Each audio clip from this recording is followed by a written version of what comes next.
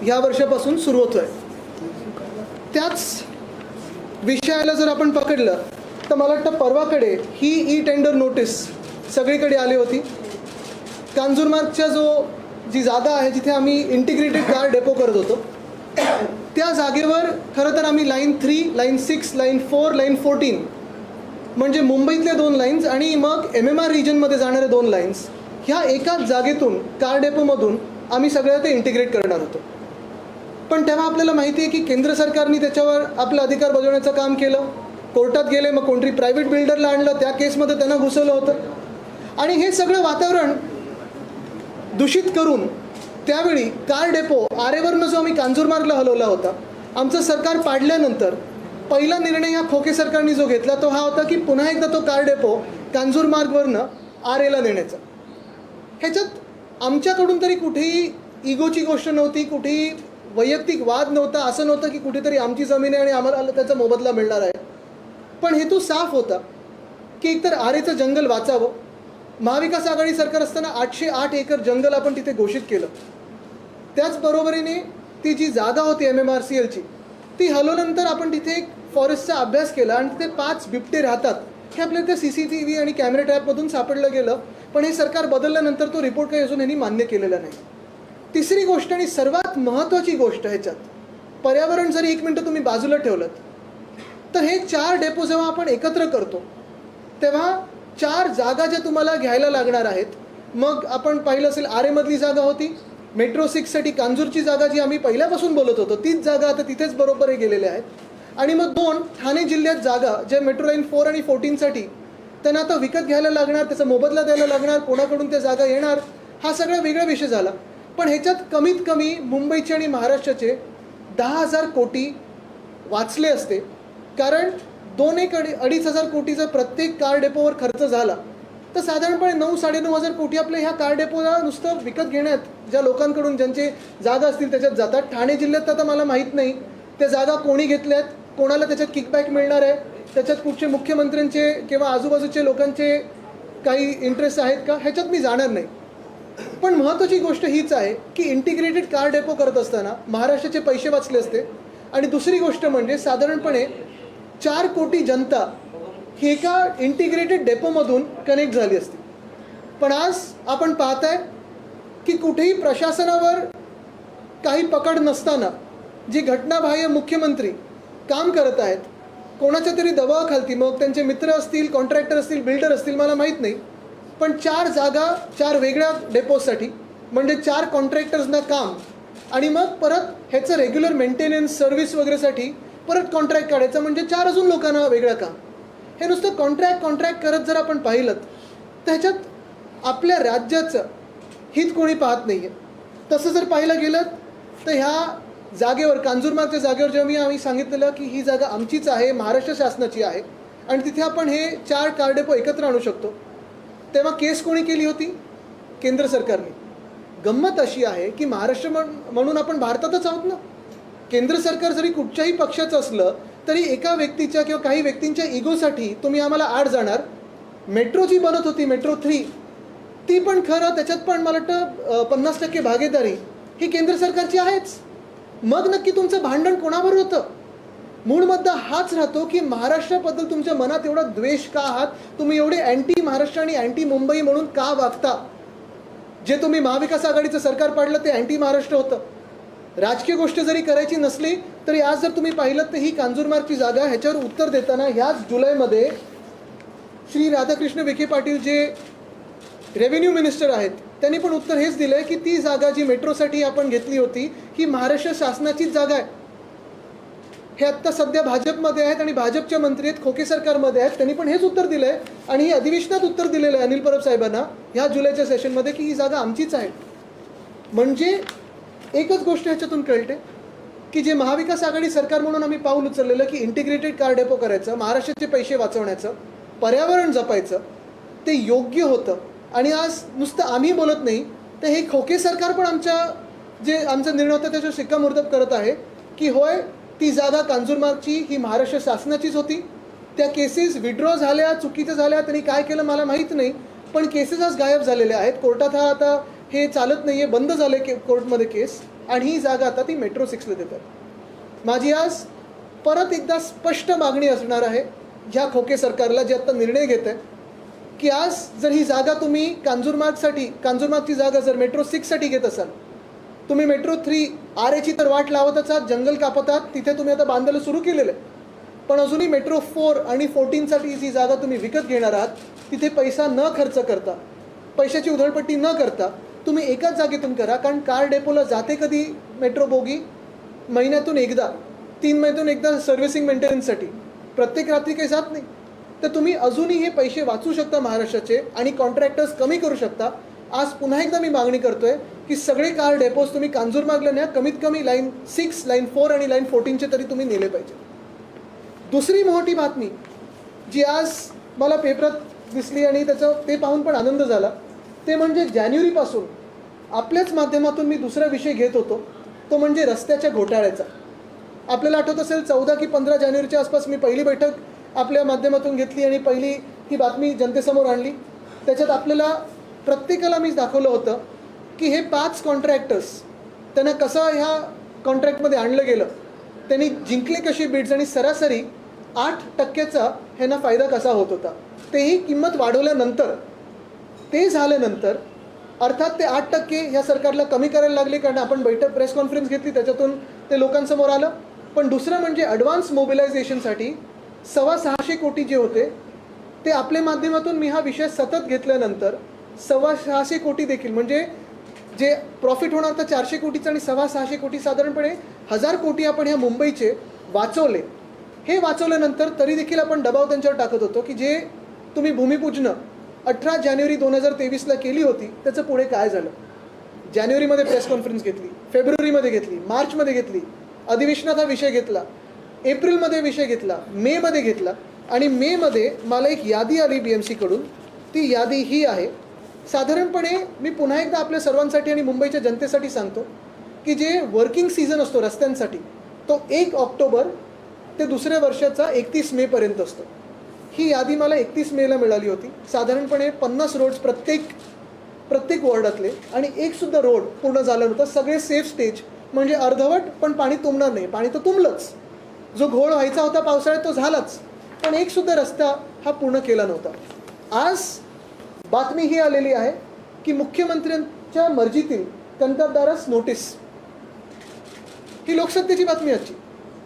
म्हणजे जे मुख्यमंत्र्यांचे कॉन्ट्रॅक्टर्स आवडते, जे मी सतत सांगत होतो, ते आज ह्या बातमीतून पण कळलेलं आहे. तसंच मला वाटतं टाइम्स ऑफ इंडियामध्ये पण बातमी आलेली आहे. पण दक्षिण मुंबईतले शहरातले रस्ते ज्या मोठ्या पॅकेटमध्ये एका कॉन्ट्रॅक्टरला गेलेले, परत एकदा मी कॉन्ट्रॅक्टरचं नाव घेणार नाही, पहिल्यापासून घेतलं नाही 5 कॉन्ट्रॅक्टरचं नाव, कारण कॉन्ट्रॅक्टरचं आपलं देणं घेणं नाही. मी हा लढा कॉन्ट्रॅक्टर्सच्या विरोधात नाही, कारण कॉन्ट्रॅक्टर्स तुम्हाला कामाला लागतातच, पण हा लढा ह्या सरकारमध्ये जो 100% भ्रष्टाचार चाललेला आहे त्याच्या विरुद्ध आहे. मुख्यमंत्र्यांतल्या मर्जीतली म्हणजे नक्की काय हो, त्यांनी निवडलेले कॉन्ट्रॅक्टर्स जसेही असतील तसे. पण आज त्या शहरातल्या कॉन्ट्रॅक्टरला नोटीस गेलेली आहे, 15 दिवसाची टर्मिनेशनची नोटीस, की आम्ही तुम्हाला रद्द का करू नये. मला जे सांगण्यात आलं, काही अधिकारी मला सांगत होते त्यांची नावं घेत नाहीत, नाही तर त्यांनाच नोटिसा निघतील किंवा त्यांच्यावर धाडी पडतील.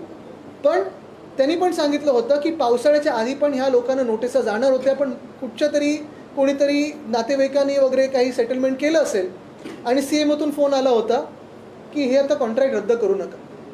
पण आज आपण पाहतोय की दक्षिण मुंबईतलं कॉन्ट्रॅक्ट हे रद्द होण्याच्या मार्गावर आहे. आता 2 गोष्टी होऊ शकतात. 15 दिवसाची नोटीस असते, कदाचित 15 दिवसात सेटलमेंट होईल आणि ही नोटीस मागे घेतली जाईल, किंवा नाही तर ह्या कॉन्ट्रॅक्टरवर कारवाई होईल, पेनल्टी भरायला लागेल आणि ब्लॅकलिस्ट होतील. मूळ प्रश्न हाच राहतो की जी मी पहिल्या दिवसापासून सांगतोय की हा घोटाळा आहे. आज सिद्ध होतं आहे की हा घोटाळा आहे आणि मुख्यमंत्री महोदयांना जे घटनाबाह्य आहेत त्यांना काम करता येत नाही. जे प्रशासक बसलेत त्यांना पण मी विनंती करतो, माझ्यासोबत इथे 2 माजी महापौर बसलेले आहेत, कधीतरी ह्यांना पण विचारत जा, कारण 25 वर्ष मुंबई जी सांभाळलेली आहे ती ह्या सगळ्या नगरसेवकांनी आणि महापौरांनी सांभाळलेली आहे. आपण गेले 2-3 वर्ष जो काही प्रशासक म्हणून काम करता, गेले 1.5 वर्ष, आणि त्याच्या आधी म्युन्सिपल कमिशनर म्हणून, कुठेतरी ह्या लोकांचा एक्सपिरियन्स तुम्ही हाती घेतला पाहिजे. कारण हे जसं झालेलं आहे तसंच प्रत्येक रस्त्याचं होणार आहे. आज तारीख काय हो, 13 ऑक्टोबर, बरोबर आहे. म्हणजे 1 ऑक्टोबरला जी रस्त्याची कामं सुरू व्हायला पाहिजे होती ती झाली आहेत का? नाही झाली आहेत. म्हणजे जर आजपासून कामं जो सुरू झाली नाहीत रस्त्यांची, तर तुम्ही कामं सुरू करणार कधी आणि ती संपवणार कधी? बरं, नवीन कामं कधी घेणार? आता हे जर कॉन्ट्रॅक्ट रद्द झालं तर मग तुम्ही ह्याच मोठ्या कॉन्ट्रॅक्टरना देणार की जे जुने कॉन्ट्रॅक्टर मुंबईत काम करत होते त्यांना तुम्ही देणार? आणि हे सगळं करायला तुम्हाला टेंडर शॉर्ट नोटीस जरी काढली तरी 2 आठवडे तरी द्यायला लागतील. म्हणजे जाणार हे काम नोव्हेंबरपर्यंत, टेंडर उघडेपर्यंत डिसेंबर उजाडणार. पुन्हा एकदा तीच स्टोरी होणार की जे मागच्या वर्षी झालं ते ह्या वर्षी होणार की 2 वर्ष अशी जातील मुंबईची जिथे रस्त्याची कामं झालीच नाही. का? तर जे करप्ट मॅन आहेत, CM, त्यांचे आवडते बिल्डर, त्यांचे आवडते कॉन्ट्रॅक्टर, त्यांच्या मर्जीवर आज मुंबई महानगरपालिका असेल, इतर महानगरपालिका असतील, चालत असतील. आणि हे नुसतं मी मुंबईचं बोलतोय, अजून नागपूरचं, नाशिकचं, ठाण्याचं, पुण्याचं हातात आलेलं आहे सगळं काम. पण आज आपल्याच माध्यमातून मी पुन्हा एकदा जनतेला सांगेन की शिवसेना ही मुंबईसाठी जे काम करत आलेली आहे, महाराष्ट्रासाठी जे काम करत आलेली आहे, आम्ही महाविकास आघाडी म्हणून जे काम केलं हे आपल्या समोर आहे. काही बारकाई आम्हाला पण माहिती असतात, कारण गेले अनेक वर्ष आम्ही या मुंबईच्या कामांमध्ये नीट जपून जोपासून काम करत आलेलो आहोत. रात्री अपरात्री आम्ही मुंबईचे रस्ते इन्स्पेक्शनला बघायला गेलेलो आहोत. आणि जिथे आम्ही सांगतो की हे चुकीचं होतं आहे, ह्या घटनाबाह्य सरकारने थोडं तरी ऐकून घ्यायला पाहिजे. जर त्यांच्या मनात घोटाळा करायचाच असेल तर करू शकतात. कर्नाटकाचं सरकार आपण पाहिलं, 40% सरकार होतं. आज मुंबईमध्ये, महाराष्ट्रामध्ये जे खोके सरकार चाललंय त्याचा जन्मच खोक्यातून झालेला आहे आणि 100% करप्ट सरकार आपल्या डोक्यावर बसवलेलं आहे. मी पुन्हा एकदा ह्याच सरकारला प्रश्न विचारीन की हा भ्रष्टाचार आणि हा द्वेष मुंबईबद्दल, महाराष्ट्राबद्दल तुमच्या मनात एवढा का आहे की काही झालं तरी महाराष्ट्राचं नुकसान करायचं, मुंबईचं नुकसान करायचं? काय बिघडवलंय तुमचं या मुंबईने आणि महाराष्ट्राने जो तुम्ही एवढ्या द्वेषाने बदला घेताय मुंबई आणि महाराष्ट्राचा? ह्याच्यावर तुम्हाला काही प्रश्न असतील तर तुम्ही नक्की विचारू शकता. आज सुप्रीम कोर्टामध्ये महत्त्वाची तारीख म्हणजे सुप्रीम कोर्टाने थेट विधानसभा अध्यक्षांना ताशेरे मारलेले आहेत. मी जो टाइम टेबल दिलेला आहे ते काही मला पटणार नाही आहे. टाइम टेबल 17 तारखेला द्यावं आणि त्यानंतर 2 महिन्यात तुम्ही दिलं नाही तर 2 महिन्याच्या आत आम्हाला निकाल लावण्यासंदर्भात नक्कीच. पण तुम्ही एक बघा, 1.5 वर्ष हे सरकार चाललं आणि जे 2 घोटाळे तुमच्या समोर आणले, स्ट्रीट फर्निचरचा 3रा स्कॅम आहे, सॅनिटरी पॅड वेंडिंग मशीनचा 4था स्कॅम आहे, पुणे रिव्हरफ्रंट डेव्हलपमेंटचा 5वा स्कॅम आहे. 1.5 वर्ष ह्या घटनाबाह्य सरकारच्या खालती हे सगळे स्कॅम होत चाललेले आहेत, घोटाळ्यांवर घोटाळे चाललेले आहेत. आणि मी हवेतलं बोलत नाही, हे सगळे पुरावे आहेत माझ्याकडे, आकडे आहेत आणि हे सगळे आतून आलेले आहेत, लोकांनी दिलेले आहेत मला आकडे. मुद्दा हाच येतो की आपण पाहिलं असेल, अध्यक्ष महोदय जे आता ट्रायब्युनल म्हणून काम करत आहेत त्यांचा टाइमपास चाललेला आहे. आत्ता सुप्रीम कोर्टाने त्यांना एक दिलेलं दणका. पण हीच आता इच्छा राहील की लवकरात लवकर न्याय मिळो, कारण महाराष्ट्राची जनता त्रस्त आहे आणि हे घोटाळे आपल्या लोकांसमोर येतात. किती अजून घोटाळे आम्ही सहन करायचे? किती अजून मुंबईची लूट सहन करायची? किती अजून महाराष्ट्राची लूट सहन करायची? जे रस्त्याचं कॉन्ट्रॅक्ट चालू होतं त्या बीटमध्ये फक्त स्थानिक कॉन्ट्रॅक्टरांनाच समावेश होता. बीटिंगसाठी बाकीचे पण जे मोठे मोठे आहेत त्यांना का नाही? मला वाटतं आपण पाहिलं असेल, ठीक आहे, कॉन्ट्रॅक्टर कोणी येऊ शकतो. मी पुन्हा एकदा सांगेन की कॉन्ट्रॅक्टरचं नाव मी आत्तापर्यंत घेतलं नाही आणि कधीच घेणार नाही, कारण हा लढा कोणी कॉन्ट्रॅक्टरून मला भेटावा ह्याच्यासाठी नाहीच आहे. मध्येही खूप निरोप आले पण मी सुद्धा भेटलो नाही, कारण सेटल होणारे हे आज मुख्यमंत्री कार्यालयात बसलेले, तिथे नाही, मातोश्रीत नाही बसत. आणि म्हणून मी पुन्हा एकदा सांगतो की हे जे घोटाळे आहेत, ह्या घोटाळ्याची सखोल चौकशी आमचं जे सरकार येणार आहे, आता जेव्हा निवडणुका लागतील, हे सरकार बरखास्त झाल्यानंतर आमचं सरकार येईल आणि ज्यांना जेलमध्ये पाठवायचं असेल त्यांना आम्ही पाठवल्याशिवाय राहणार नाही, कारण ही लूट तुमची आणि आमची, मुंबईकरांची, महाराष्ट्राची. ह्याच्यात पुढचं पाऊल आमचं, अर्थात CAG ला मी पत्र लिहिणार आहे. लोकायुक्ताकडे आमचं जाण्याची कारवाई सुरू झालेली आहे, कारण रस्त्याचा घोटाळा असेल, स्ट्रीट फर्निचरचा घोटाळा असेल, हे कांजूरमार्गचा घोटाळा असेल. बघा ना तुम्ही, आता 2 जागा हे ना एकत्र करायला लागणार. लँड ॲक्विजिशनची कॉस्ट जी असते ठाणे जिल्ह्यात ती द्यायला लागणार, त्याचा मोबदला द्यायला लागणार. त्या जमिनी कोणाच्या आहेत नक्की, कोणाला किकबॅक्स मिळणार आहेत? 4 कॉन्ट्रॅक्टर तुम्ही नेमणार 4 डेपोज बांधायला, कशाला? ते कांजूरमार्गच्या ठिकाणी जिथे आम्ही इंटिग्रेटेड डेपो बनवत होतो, एकच डेपो झाला असता, एफिशियन्सी वाढली असती, वेळ वाचला असता, किंमत वाचली असती. लोकायुक्ताकडे आणि कॅगकडे आम्ही ह्या रस्त्याच्या घोटाळ्यासाठी जाणार आहोत, आम्ही स्ट्रीट फर्निचरच्या घोटाळ्यासाठी जाणार आहोत. एकंदर पाहिलं असेल तर पूर्ण भ्रष्टाचारी सरकार आहे. खोक्यातून ज्या सरकारचा जन्म झालेला आहे ते सरकार, खोके सरकार, हे जगप्रसिद्ध झाले. 33 देशांनी नोंद घेतली आहे. मला आता मी मध्ये कुठेतरी गेलेलो, त्यांनी विचारलं मला, oh you come from the land of खोके सरकार. ठाकरेंच्या घरी मंत्री दादा भुसे आणि इतर अधिकाऱ्यांसमोर बैठक झालेली आहे. यावर बोलताना विरोधी पक्षनेते विजय वडेट्टीवार असं म्हणतात की ठाकरेंच्या घरातून आता मंत्रालय चालतं, असा सवाल उपस्थित केलाय. नाही, मला वाटतं मी इतर विषयांमध्ये जाणार नाहीत. अनेक संघटना अनेक वेगळे विषय आणि अजेंडे घेऊन चालतात. मी ह्याच विषयावर फोकस करेन. मुंबईमध्ये अनेक प्रकल्प आहेत जे पूर्ण आहेत,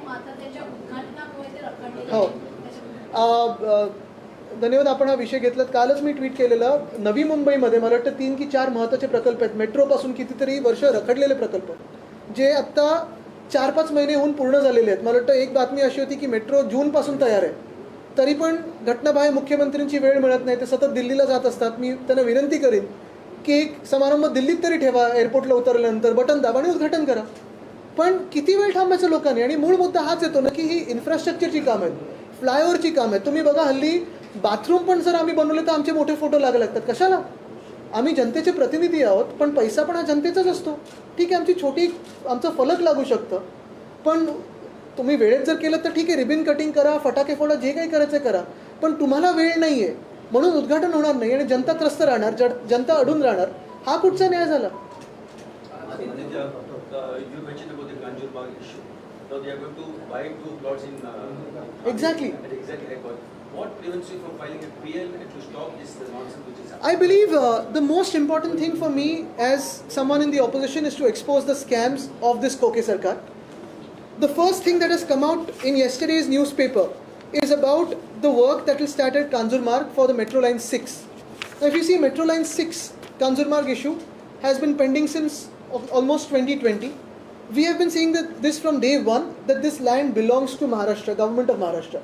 We wanted an integrated depot of Metro Line 3, 6, 4 and 14, from where you could connect almost 3.5 to 4 crore people of Mumbai and MMR together, increasing the efficiency of metro, reducing the cost by almost 10,000 crores and reducing time being wasted on building this.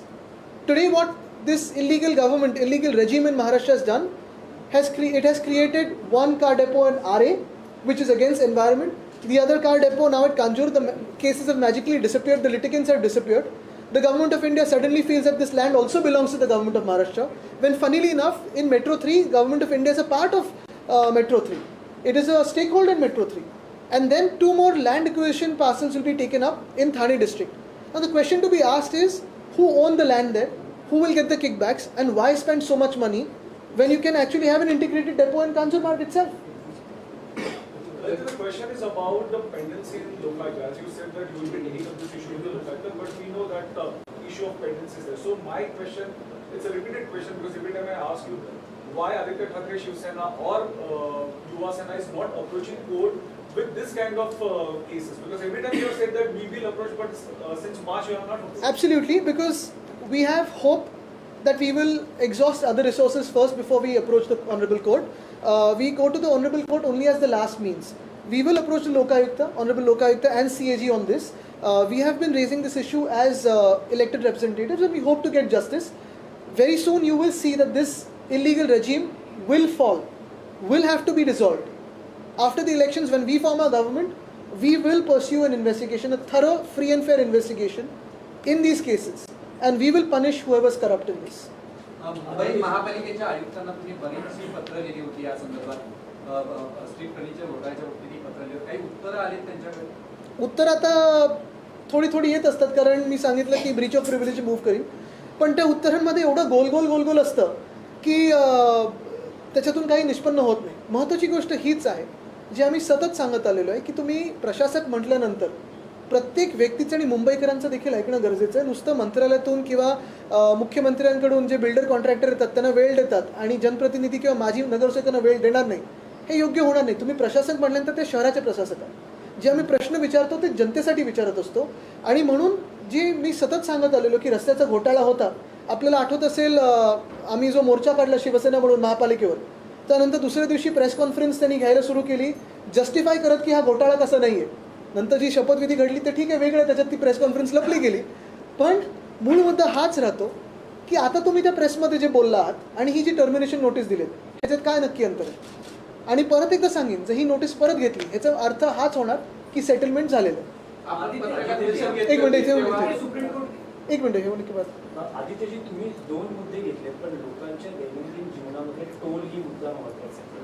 उपमुख्यमंत्र्यांचं एक विधान आलं होतं की जड वाहनांकडूनच toll घेतला जातो, दुचाकी, 4 चाकी, 3 चाकी याच्याकडून टोल घेतला जात नाही, वसूल केला जातो. उपमुख्यमंत्र्यांच्या योजनेशी तुम्ही सहमत आहात का?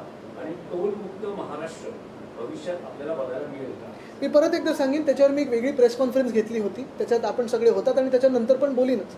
पण आज जो टोलबद्दल मी बोलतोय हा तुम्हाला न कळत तुमच्या खिशातून तुमच्या टॅक्समधून जो लुटलेला टोल आहे, हा मेट्रो लाईन 6चा असेल, ह्या रस्त्यांचा असेल, हा सगळ्यात महत्त्वाचा विषय आहे आज. कारण आज तुम्ही जो टॅक्स भरता विश्वास ठेवून की ह्याच्यात भ्रष्टाचार होणार नाही, हा भ्रष्टाचार आपल्या डोळ्यादेखत होत आहे. आणि तो आज या नोटिसा काढून किंवा तिथेच बनवून हे सरकार मान्य करत आहे. मला वाटतं हा खूप मोठा विषय आहे. एक मिनट मागे जा. जहाँ पे सुप्रीम कोर्ट के अध्यक्ष ने काफी नाराजगी जिस प्रकार से राहुल गांधी पर फैसला ले रहे उन्होंने समय सीमा तय करने की बात की और 2 महीने के भीतर इस पर फैसला बिल्कुल जो कार्रवाई शुरू है आज, अगर आप देखें तो स्पीकर साहब अभी सिर्फ स्पीकर नहीं है, अध्यक्ष महोदय नहीं है, लेकिन वो अभी ट्राइब्यूनल के रोल में काम कर रहे हैं. यही उम्मीद रहेगी कि वो फ्री और फेयर काम करें, लेकिन टाइम बाउंड काम करें, मर्यादित समय में काम करें ताकि न्याय मिले. Delayed justice is justice denied जो कहते हैं, आज बात उसी पे आई है. अगर आप देखें तो 1.5 साल ये मामला चलता रहा है और उसी में ये सारे जो घोटाले हैं, जैसे कर्नाटक में 40% सरकार थी, हमारे यहाँ तो इस सरकार का पूरा जो जन्म है वही खोके से हुआ है. 100% भ्रष्ट ये सरकार बनी हुई है. और बात यही होती है कि कितने दिन जो संविधान के खिलाफ ये कार्रवाई चल रही है इस सरकार की, ये सरकार भी नहीं मानता, मैं तो रेजिम कहता हूँ इसे, कितने दिन चलेगी. और हमें यही अपेक्षा है कि यहाँ के जो अध्यक्ष महोदय है वो जल्द से जल्द निर्णय ले, या फिर हम सीजे साहब के पास वापस जाने वाली है. आज अगर आपने कार्रवाई देखी तो स्पष्ट होगी कि उसमें भी जो नाराजी उन्होंने जताई है वो सारी जनता जताई है. 6,000 कोटींचा प्रोजेक्ट होता, त्यातली 10% रक्कम देण्यात आली होती, मात्र कामाला अद्याप सुरू नाही झाला. नाही, ती अडली. आपण प्रेस कॉन्फरन्स घेतल्यानंतर ॲडव्हान्स मोबिलायझेशन अडला. आपण प्रेस कॉन्फरन्स घेतल्यानंतर साधारणपणे जो 8% आहे ना प्रॉफिट होणार होता अबव रिवाइज एस्टिमेट कॉस्ट, तो अडला. 1,000 कोटी आपण वाचवले मुंबईचे. कॉन्ट्रॅक्टरना फाईन देखील लावण्यात आला होता. काय आहे की फायदा नाही झाला म्हणून किकबॅक नाही मिळणार म्हणून काम सुरू नाही झाले. पण तुम्ही विचार करा, स्वतःच्या स्वार्थासाठी मुंबईचे रस्ते रखडून ठेवणं हे किती योग्य आहे. मुंबई महापालिकेची संदर्भातला प्रश्न आहे. मुंबईच्या सुशोभीकरणासाठी ज्या ठिकाणी पद्धती आहेत तिकडे ॲडिशनल युनिट सुद्धा लावले जातात, पण आपल्या सरकारच्या काळामध्ये कोळसा जो होता त्याचा प्रश्न उपस्थित झाला होता.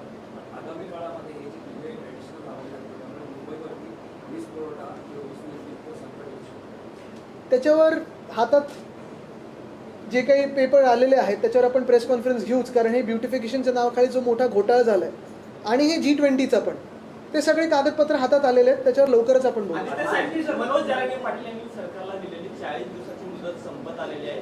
काल बोलताना मंत्री छगन भुजबळ असं म्हणाले की मराठा समाजाच्या सभेसाठी जवळपास 7 कोटी रुपये कुठून जमवले असा प्रश्न त्यांनी उपस्थित केलेला आहे. कसं बघता उद्या जालन्यामध्ये जवळपास 150 एकरवर जरांगे पाटील कार्यकर्त्यांसमोर मी सभा घेत आहेत. परत एकदा सांगेन की मी जास्ती विषय दुसरीकडे नेणार नाही. हा विषय महत्त्वाचा आहे आणि आम्ही ह्याच्यावर बोलत असतोच. आत्ता पण मी छत्रपती संभाजीनगरमध्ये असताना ह्याच्यावर बोललो होतो. नुसतं एकच आहे की ह्याच्यात खरा जनरल डायर कोण, लाठीचार्ज करणारा, हे पण आम्हाला कळलं नाही. खारघरचा रिपोर्ट सादर झाला आहे, समोर कधी येणार. पण आज मी परत एकदा विनंती करेन आपल्याला की हे 2 महत्त्वाचे विषय आहेत. कारण मी जे काही आधीपासून, म्हणजे एकतर विषय कांजूरचा आम्ही महाविकास आघाडी सरकार असल्यापासून, आणि दुसरं म्हणजे ह्या जानेवारीपासून आम्ही ओरडत आलेलो आहे आणि मी आपले आभार मानतो की आपण पण तेवढंच ह्याला वेळ आणि स्पेस देत आलेला आहात. कारण हा विषय जरी हे वरती घराघरा फिरणारे मुख्यमंत्री असतील, मंत्री असतील, त्यांच्या दुनियेत खुश असतील कॉन्ट्रॅक्टर्सच्या आणि बिल्डर्सच्या, हे विषय आपल्याला रोज भेडसावणारे विषय आहेत.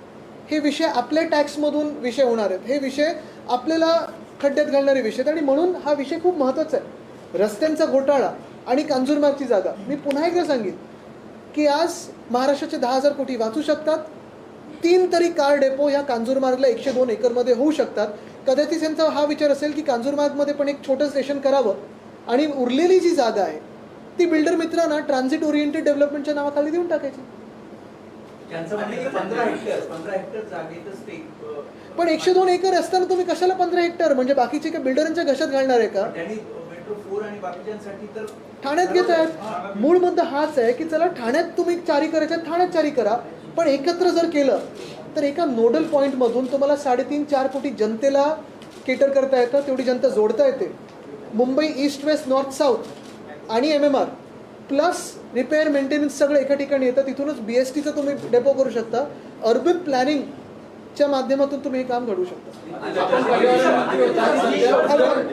उरण हे ठिकाण आहे जे देशातलं सगळ्यात जास्त वायू प्रदूषण असलेलं ठिकाण आहे असं घोषित झालं आहे आणि आपण देखील पर्यावरण आज मुंबईतला स्मॉग बघा, I just want to ask you one question.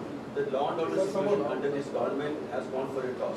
This morning in Kashmir, during daylight, somebody came to open fire at the shopkeeper. And recently, Hotel Marine Plaza at Marine Drive, prime location, costing about 500 rupees. Because with pressure from the underworld, tapes are there, that hotel is thought to be taken over by some vested interests for 8 lakhs. Hotel with 500 rupees. Tremendous pressure is doing. But what is more important is that despite the Avik Trust going to the Mumbai police to complain about the underworld's threat, nothing is being done by this government. No, I think if you see in a government where MLAs who fire their guns in police stations and can show their guns in a Ganpati Bappa Mironuk, in a place where you have ministers who abuse women and women MPs and still there's no action taken on them, in a government under where one MLA's son is caught on CCTV kidnapping someone and there's no action taken on them, what justice and what law and order do we expect? Last शेवटचा प्रश्न. मागच्या 3.5 महिन्यापासून राज्यात पाऊस नाही, सगळीकडे दुष्काळाचं सावट आहे, धरण सत्रामध्ये पाणी संकट सुरू झालेलं आहे. उद्योगांना सुद्धा पाणी पुरवठा चालू आहे, कुठेतरी बंद करणं, आरक्षित करणं गरजेचं आहे. मात्र सरकार निर्णय घेत नाही, शेतकरी संकटात आहे, सोयाबीनच्या उत्पादनामध्ये घट झालेली आहे. काय सांगाल? हे सगळं आम्ही विचारतो तेव्हा सरकार परदेशी दौऱ्यावर पळतं.